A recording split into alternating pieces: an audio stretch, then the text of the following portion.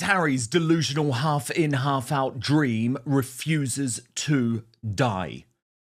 Tom Sykes of The Royalist, learning that Harry will not launch any new legal action against the UK press after his latest Daily Mail case ends.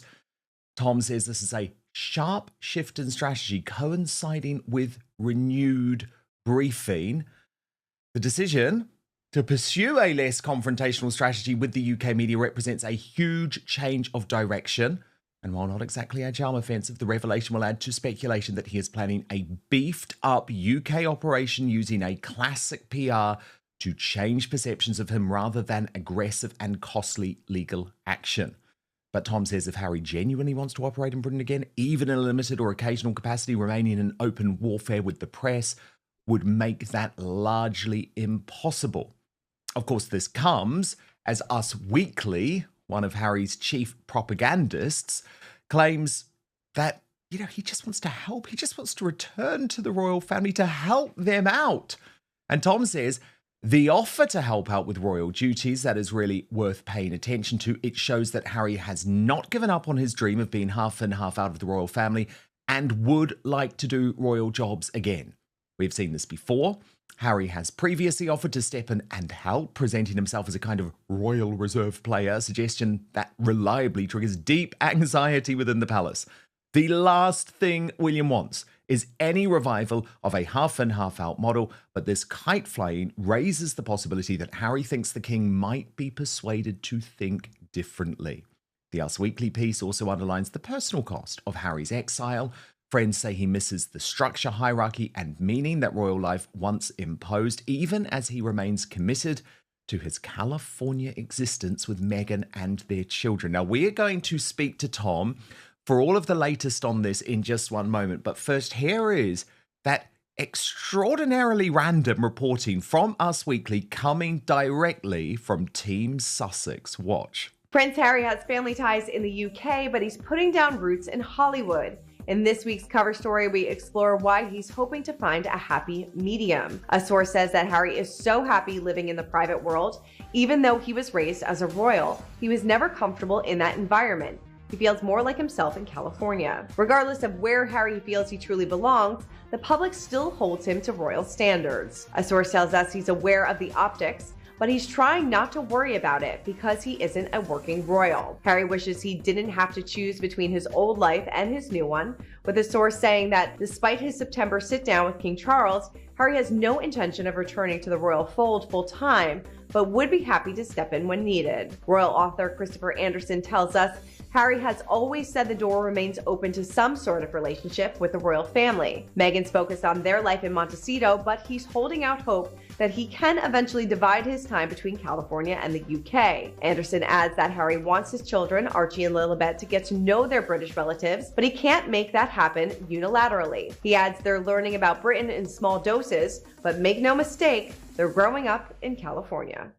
Oh my goodness.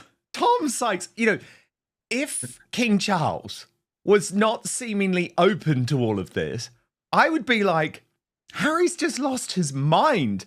Like, is he living in a parallel universe? But the reality is, he has been given some hope by his father, has he not? And this has led to this delusion. I mean, part of me thinks he's been on the wacky backy, seriously. Like, seriously. But you say William is going to be absolutely concerned for good reason. I mean, it's interesting, isn't it, when you look at that clip from Us Weekly that you just played there, it's extraordinary the level of chutzpah, I suppose, that Harry's bringing to I think what we now really must conclude is really a negotiation of what sort of role he's going to have and how his return to the United Kingdom is going to work. Now, it's a one-sided negotiation, right? It's Harry putting forward what he wants. And of course, all of this is very important, as people will have made very clear, to understand this is all couched in terms of Harry wants this. Harry wants his dad to show up at Invictus. Harry wants his dad by his side. Harry wants to help out when, it's appropriate. But so there is obviously one element of this that you can just say, well, yeah, Harry's on the wacky backy and it's just his mad kind of fantasy about what he wants. But I think that ultimately, I don't feel that the king is happy with the situation at the moment of Harry being estranged. And I think we can see, you don't need any palace sources to tell you that the king has been making overtures to Harry and had him to come in for a cup of tea and a slice of cake in September. We saw that with our own eyes. It was very carefully staged for the public.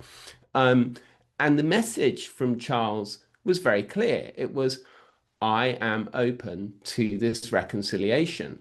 And what Harry has done and what his PR team have done, for which, plenty of people will criticize them, but let's be honest, it's a PR technique as old as time, is to build a narrative in the media, build a narrative that he's coming back, that Meghan's coming back, that he can be half in, half out, that he can do jobs, that he is available, that he misses his old life. And we've actually seen, of course, Harry saying that himself in that piece that he wrote about how much he missed the banter, etc., etc. And I think really now this is going to be the biggest test of Charles's reign. Is Charles gonna let this man baby, frankly, who, insulted him in his memoir, said that he was weak, said that his wife was evil and a scheming plotter, and that they just turned him over to the media to, bolster their own reputations, their own images.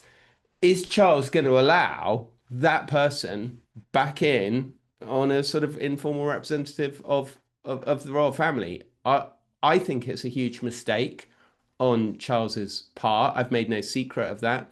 The public do not like it. The public really approve of William's stance of like, you cross us, you're out, buddy. See you later.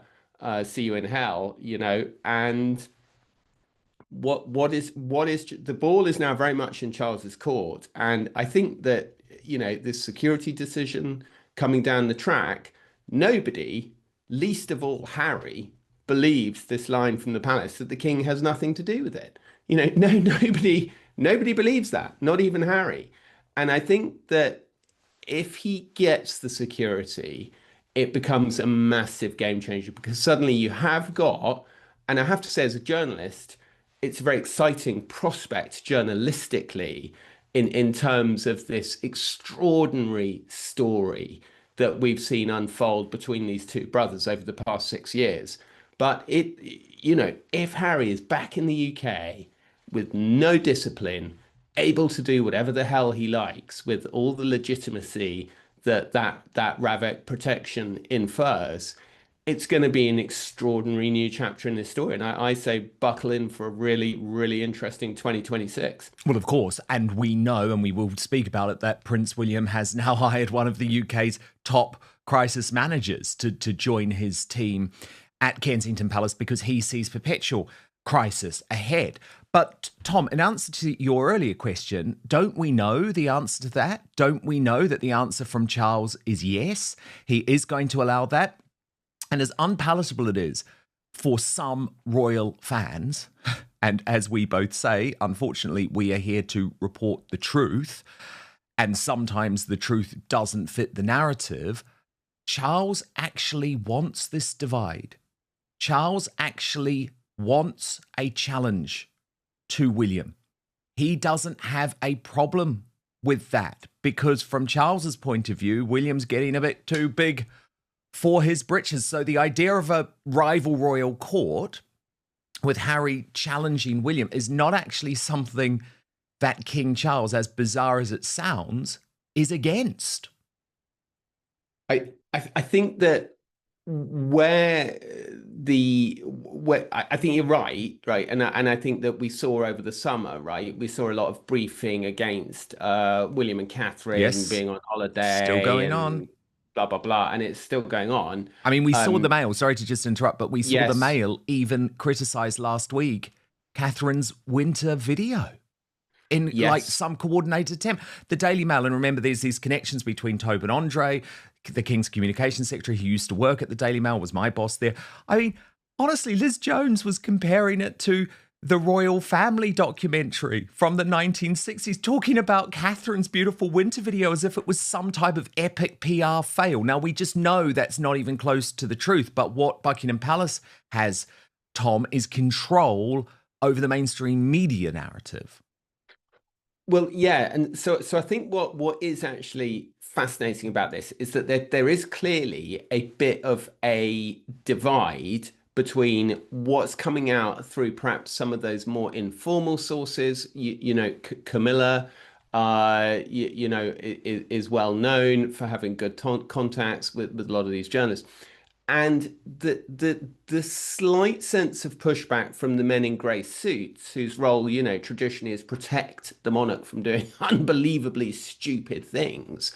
And I get the sense that there is a split within Charles's court itself about this. Like, there are plenty of people who are happy to go, yes, sir, yes, sir, yes, sir, and go along with Charles's frankly crazy plan to allow Harry back, to set up a rival court, to stir up trouble for William and make him look better.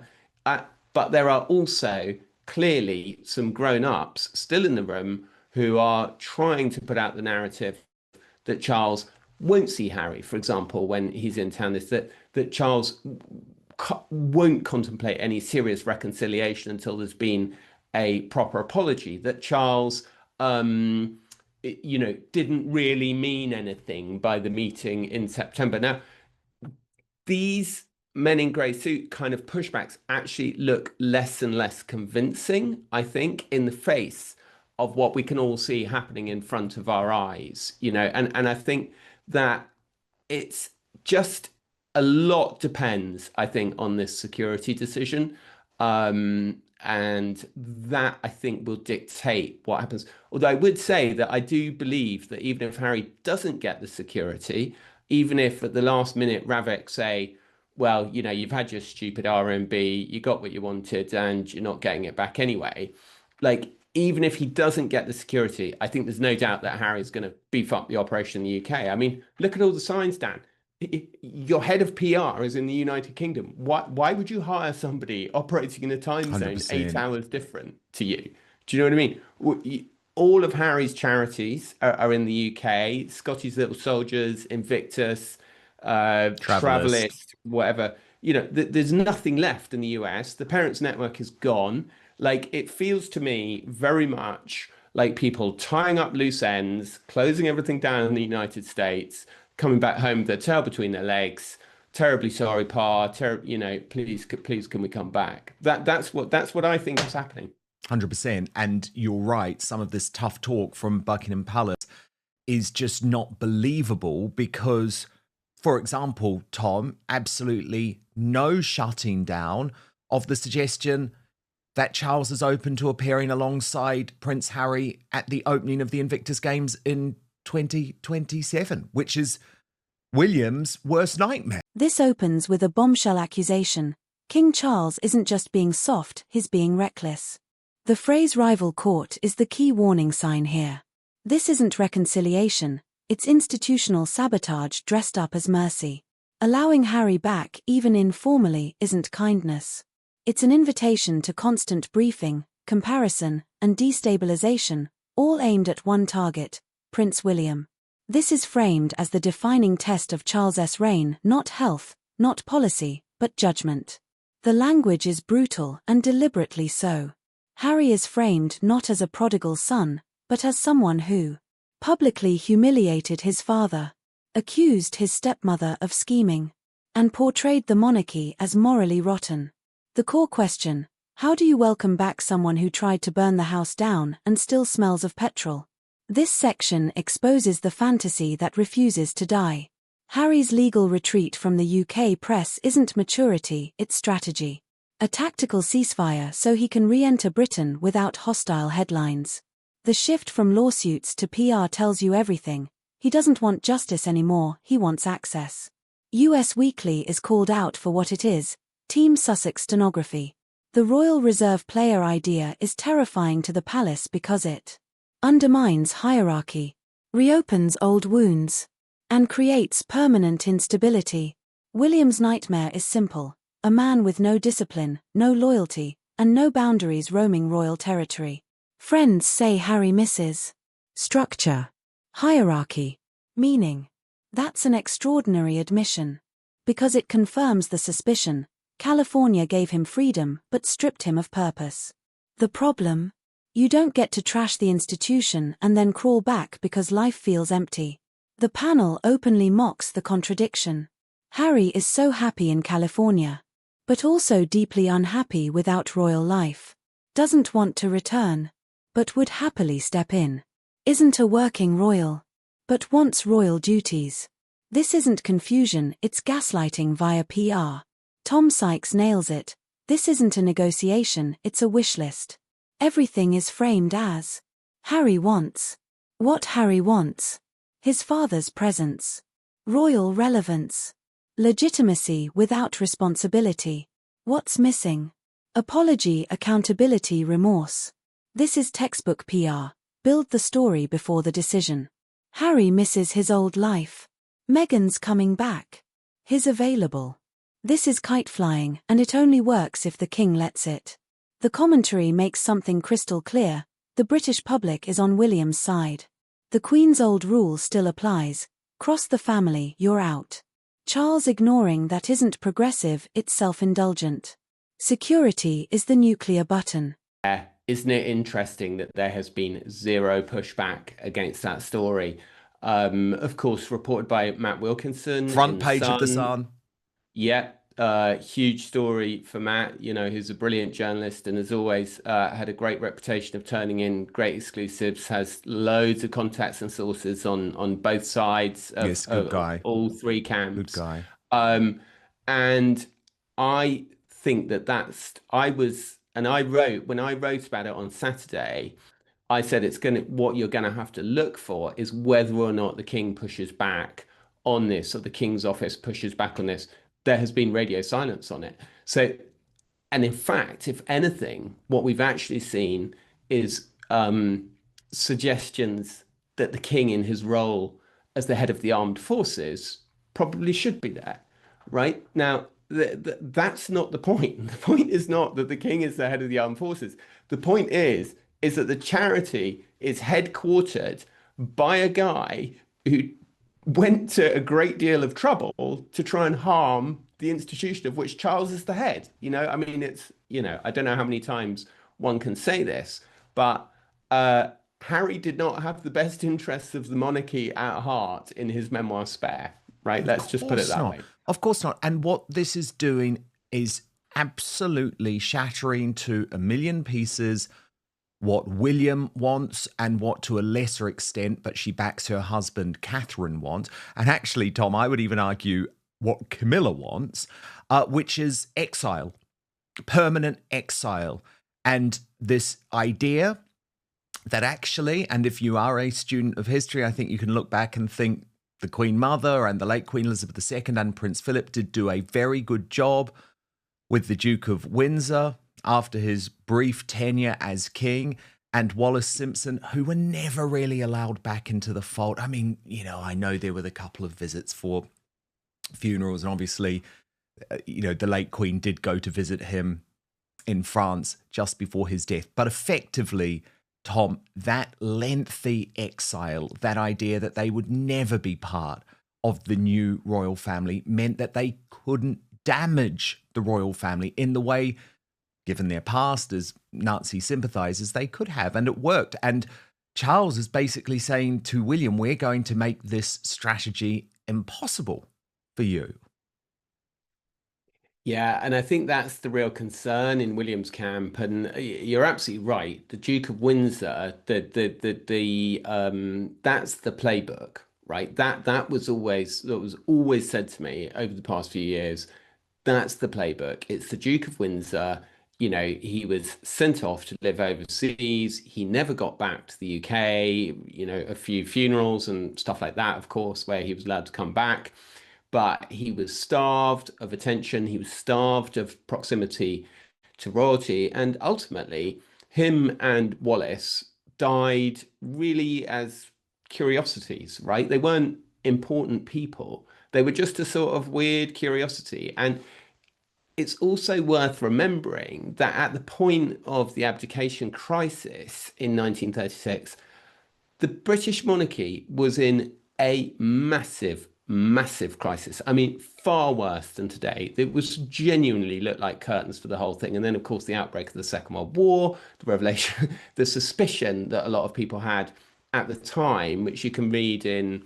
There's brilliant diaries by Cecil Beaton, I think, where he talks about that he refers to Edward and Wallace as the Gauleiters, and all this kind of stuff. It was like pretty common knowledge. And of course, it was Andrew Loney in his book, The Traitor King, more familiar these days because of his Prince Andrew book, who really revealed the extent of Edward VIII's collaborations with the Nazis, which even went to the extent of sharing plans of Buckingham Palace with them so that they could have a better chance of killing his brother. I mean, it's absolutely unbelievable. So the crushing of Edward David as he became, David Duke of Windsor as he became, and Wallace is sort of one of the great triumphs of the establishment, of the monarchy, of the establishment.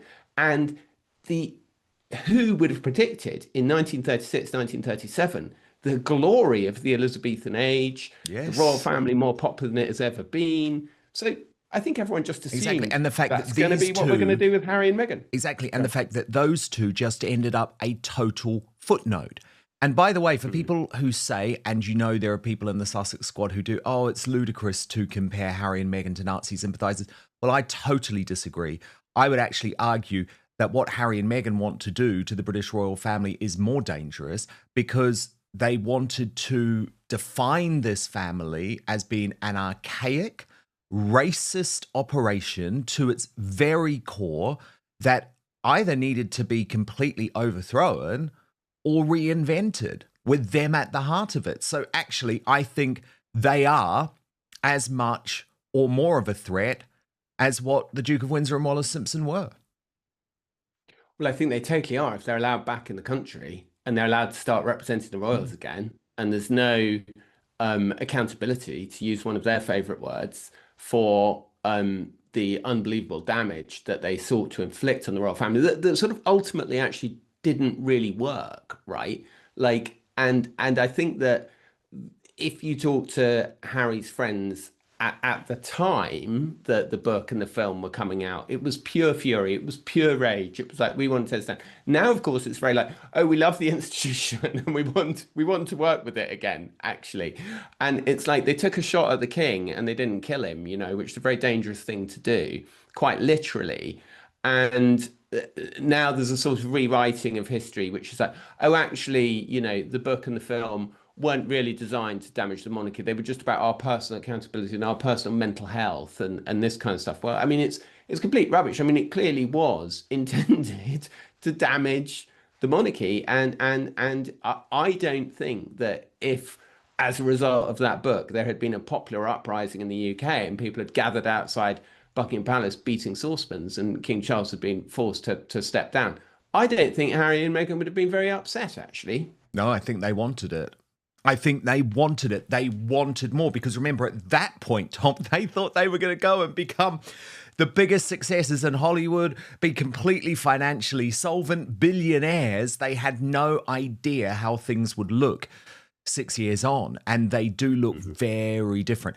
But I mentioned earlier, Tom, the fact that William has now brought this crisis management specialist, one of the top crisis management PRs, into his team, into his inner circle. Now, again, I don't buy all of the mainstream reporting on this, because there is some suggestion, oh, this is all about bringing William closer to Charles, because Charles's former advisor, Julian Payne, works with the new woman. Well, I mean, look, I know Julian Payne, who for a long time was advising the king when Meghan and Harry were in the royal family.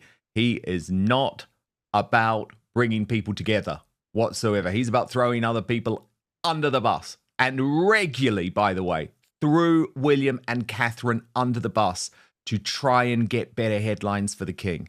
So I do not believe for a single second that mainstream media narrative that this is all about William and the king coming closer together.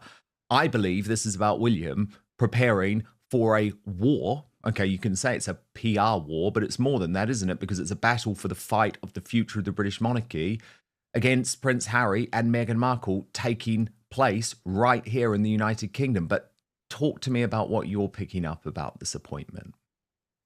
Yeah, so Lisa Ravenscroft, I'm told it's Eliza, not Eliza, but not sure. Other people are saying Liza, but from what I've spoken to, people who've worked with her have said she's Eliza. There are these official sort of protestations that, we just needed another member of the team and she's just great and blah, blah, blah, blah, blah.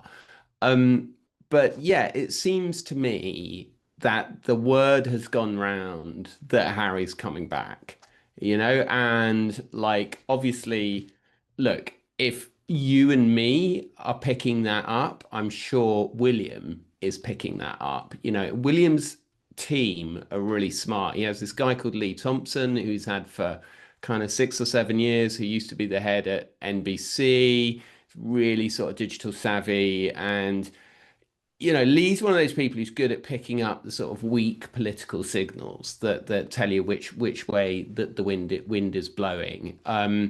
He's an operator, to be sure, and like I think that it's very hard to escape the notion that this is staffing up for conflict. That is what is going on. Like, why would you hire the head of crisis management at Edelman? Like, I mean, that's clearly the reason. There was quite an interesting profile in the Telegraph where they had seemed to kind of been briefed that it was all to deal with the future fallout of Andrew over the years ahead, which I guess is a convenient fig leaf. But I think that, the Andrew problem, I have my issues with it, and I'm sure we'll get on to the removal trucks in a minute. But like, I have my issues with it. Like, there's no accountability for Andrew in terms of legal and that. But in terms of public opinion, it's worked, right? What they've done, dealt with. Yeah. They've packaged it up, they've put it in a box, they've taped the box shut, and they've sent the box off to Sandringham. Do you know what I mean? And it's kind of done. Totally. So I don't really buy it. Although, if he is going to write this book, and look, for a long time, his people have always denied to me that there is going to be a book.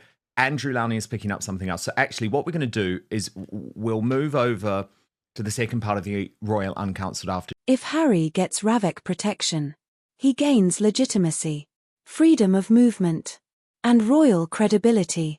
That would open the door to a chaotic 2026, with Harry operating freely and briefing relentlessly. This is where the commentary turns dark. The claim, Charles may actually want Harry as a counterweight to William. If true, it's astonishing, a father undermining his heir to soothe his ego. Coverage attacking William and Catherine is framed as coordinated, not organic.